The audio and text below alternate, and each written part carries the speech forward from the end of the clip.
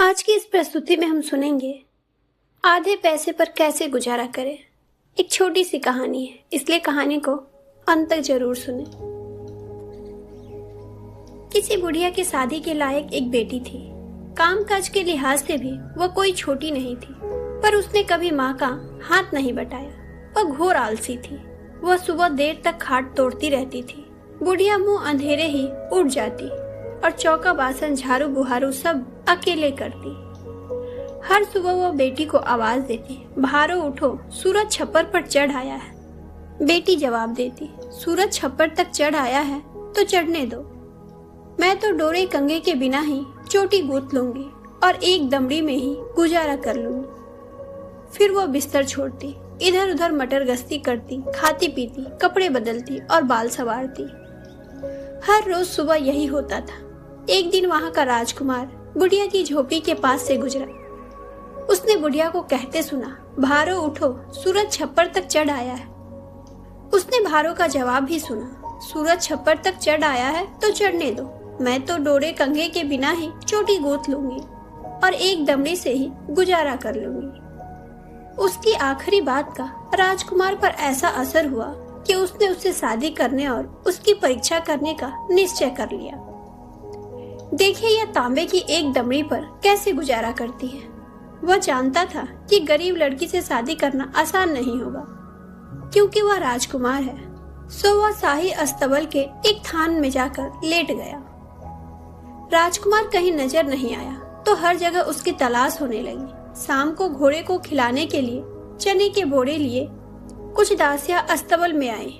राजकुमार ने देखा कि सारा चना वे खुद खा गई, घोड़े के हिस्से में छिलके ही आए।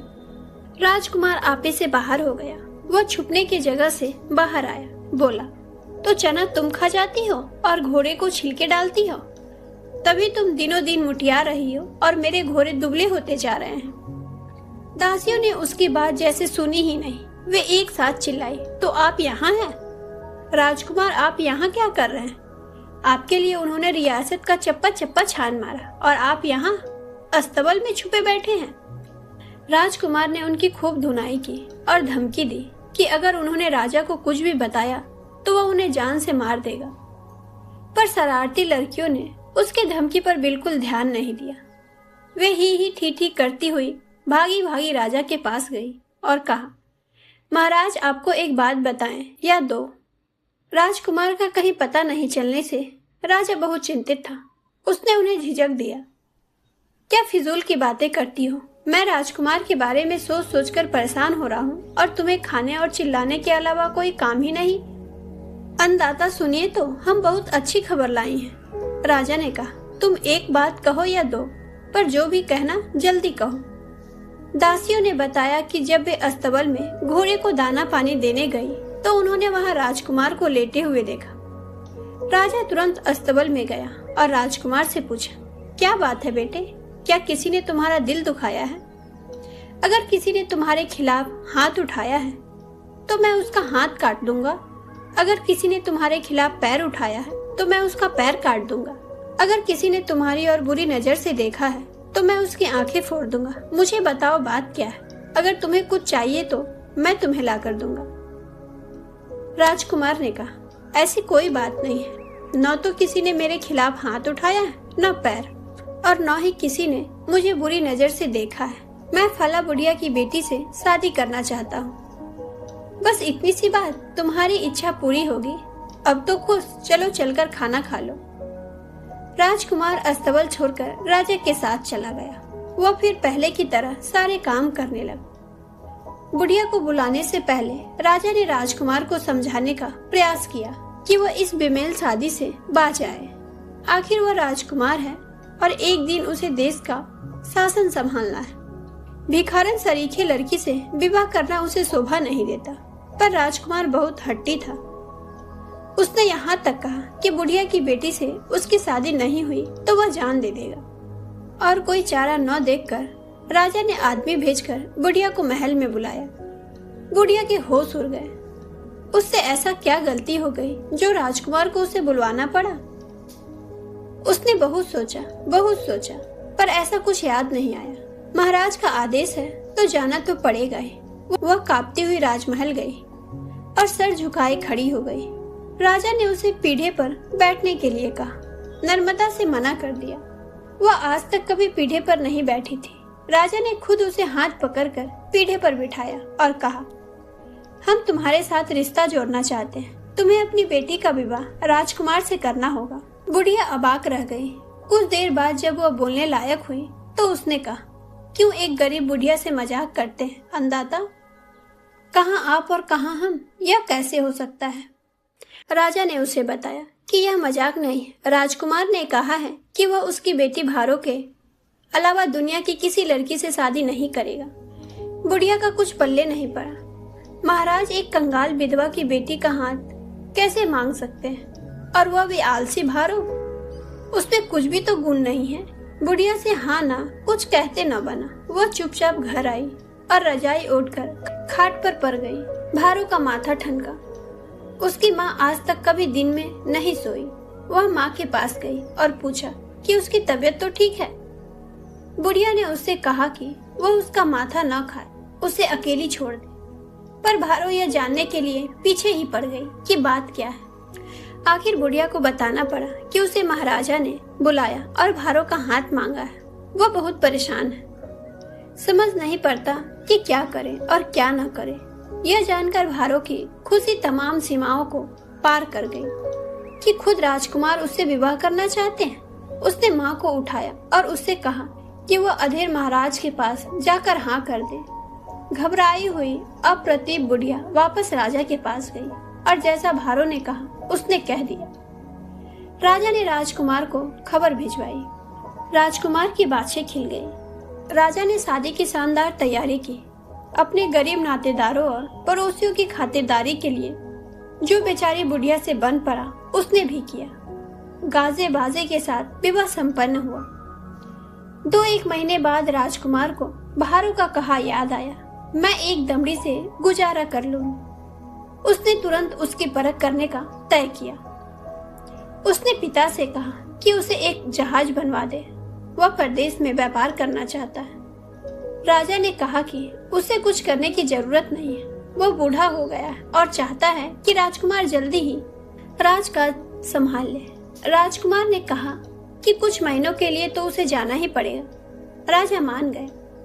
जहाज बनाने का आदेश दे दिया गया।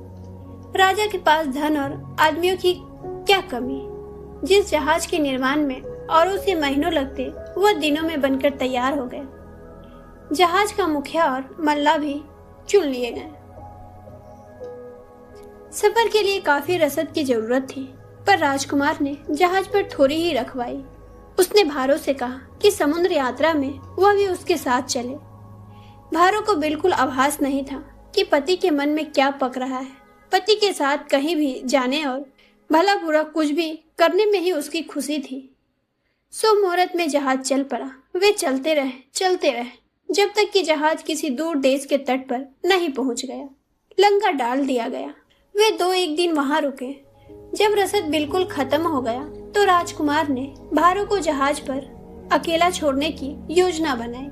व्यापार के बहाने वह तट पर गया और मुखिया और मल्लाहों को भी अपने साथ ले गया। जहाज पर भारो अकेली रह गई। भारो की आंख बचाकर उसके साड़ी के पल्लू में राजकुमार ने आधे पैसे का सिक्का बांध दिया था। उसका मोल 3 दमड़ी से अधिक नहीं था। राजकुमार, मुखिया और मल्ला जमीन के रास्ते राजधानी लौट गए।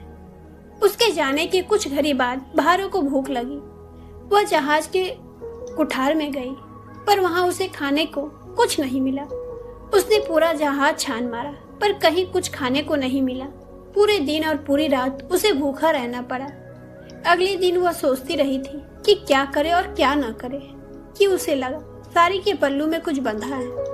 गांठ खोलकर देखा तो उसे आधे पैसे का सिक्का मिला। वह सोचने लगी कि उसका यह क्या करे। तभी उसे एक बूढ़ा मछुआ दिखा जो मछलियां पकड़ते हुए जहाज के काफी पास आ गया था। भारो ने उसे आवाज दी, चाचा। मछुआ को अचंभा हुआ कि जहाज पर से उसे कोई चाचा कहकर बुला रहा है। यह देखकर उसका आश्चर्य और भी बढ़ गया कि आवाज देने वाली औरत है। लगता है इतने बड़े जहाज पर वह अकेली है। वह जहाज के और करीब आ गया। भारो ने आधे पैसे का सिक्का उसकी तरफ उछाला और उससे आग्रह किया कि वो उसके लिए कुछ भुने हुए चने और चावल ले आए। बूढ़ा मछुआ उसे मना न कर सका। वह तट पर गया और आधे पैसे के भुने हुए चने और चावल लेकर उसे दे दिया।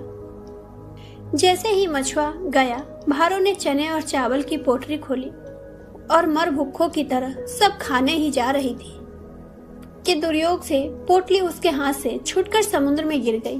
वो रोने रोने को हो गई।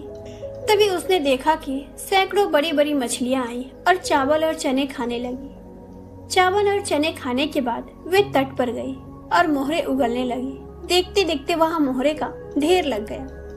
भारो को अचरज और खुशी का पार न रहा। वह जहाज से उतरी और सारी मोहरे जहाज पर ले आई।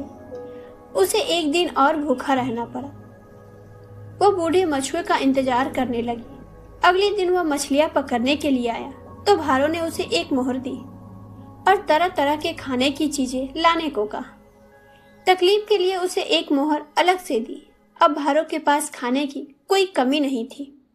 वह दिन भर बैठी खाती रही। अगले दिन जब बूढ़ा मछुआ वापस आया तो वह उसके साथ तट पर गई और 2-4 बीघा जमीन खरीदी। उसके अगले दिन बचिया, सहतीजे, ईंट, पत्थर और वह सब कुछ खरीदे जो महल बनाने के लिए चाहिए। बूढ़े मछुए ने उसके लिए एक झोपड़ी बना दी।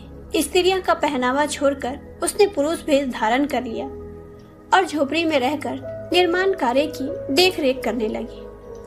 कुछ महीने बाद राजकुमार ने सोचा कि देखिए आधे पैसे के साथ भारो की कैसी कट रही है। सो नया जहाज लेकर वह पत्नी को देखने आया, पर पुराने जहाज में न उसे भारो मिली न और कोई। उसने सोचा कि बेचारी डूबकर मर गई होगी, पर वापस जाने को ही था कि उसकी नजर तट पर खड़े आलीशान महल पर पड़ी। महल करीब करीब पूरा बन गया था। उसकी उत्सुकता जागी। जहाज का लंगर डाल दिया गया। राजकुमार मजदूर के भेष में वहां गया और काम मांगा। बूढ़ा मछुआ सब परिवार वही रहता था और निर्माण कार्य की देखरेख में भारो का हाथ बटाता था। वह राजकुमार को भारो के पास ले गया। भारो मर्दाने कपड़े में थी, सो राजकुमार उसे पहचान नहीं पाया, पर भारो ने उसे देखते ही पहचान लिया। हालांकि भारो ने यह जाहिर नहीं होने दिया।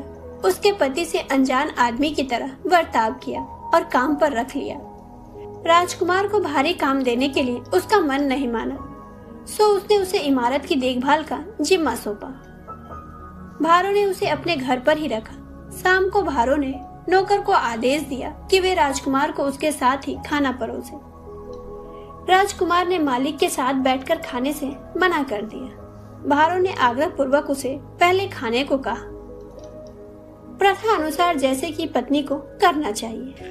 न चाहते हुए राजकुमार को पहले खाना पड़ा। दयालु स्वामी के विचलित व्यवहार से वह उलझन में पड़ गया। कुछ ही दिनों में महल बनकर तैयार हो गया। महल की सजावट और जरूरी असबाब खरीदने का काम भारो ने बूढ़े मछुए और राजकुमार को सौंपा। राजकुमार की रुचि बहुत परिष्कृत थी। उसने सर्वोत्तम साज सामान खरीदा। महल की खूबसूरती को 4 चांद लग गई। बाकी मजदूरों और कारीगरों को भारो ने विदा कर दिया, पर राजकुमार को उसने कुछ दिन और रुकने को कहा। एक दिन भारो ने अपनी सबसे अच्छी साड़ी पहनी और बेशक कीमती गहनों से अपना श्रृंगार किया। फिर उसने राजकुमार को अपने कक्ष में बुलाया। राजकुमार भीतर आया तो अपनी पत्नी को वहां देखकर स्तब्ध रह गया। मैं सपना तो नहीं देख रहा? क्या यह भारो ही है? कुछ पल बाद वह बोलने के लायक हुआ तो उससे उसने पूछा कि यह सब क्या है। तब भारो ने उसे बताया कि उसके जाने के बाद कैसे वह एक दिन भूखी रही, कैसे उसे पल्लू में बंधा आधे पैसे का सिक्का मिला। वह नहीं जानती थी कि किसने बांधा। कैसे वह नाकुश सिक्का उसने भुने हुए चने और चावल लाने के लिए बूढ़े मछुए को दिया। कैसे वे पानी में गिर गए और उन्हें मछलियां उद्रस्त कर गई। कैसे मछलियों ने तट पर मोहरे उगली और कैसे उसने यह महल बनवाया जिसमें वे अभी रह रहे हैं और जिसे राजकुमार ने इतनी खूबसूरती से सजाया। अब कुछ कहने की राजकुमार की बारी थी। उसने बताया कि उसने भारो से शादी क्यों की और कैसे वह उसका इम्तिहान लेने के लिए उसे जहाज पर अकेला छोड़ गया था। वह खुश था कि भारो जो कहती थी कि डोरे कंघी के बिना ही वह चोटी बना लेगी और एक दमड़ी में ही गुजारा कर लेगी, वह उसने कर दिखाया। उन्होंने नया महल बेच दिया और ढेरों मोहरे के साथ अपने देश लौट गए और वहां जीवन प्रयत्न सुख से रहने लगे। तो दोस्तों, यह थी भारतीय लोक कथा आधे पैसे पर कैसे गुजारा करें।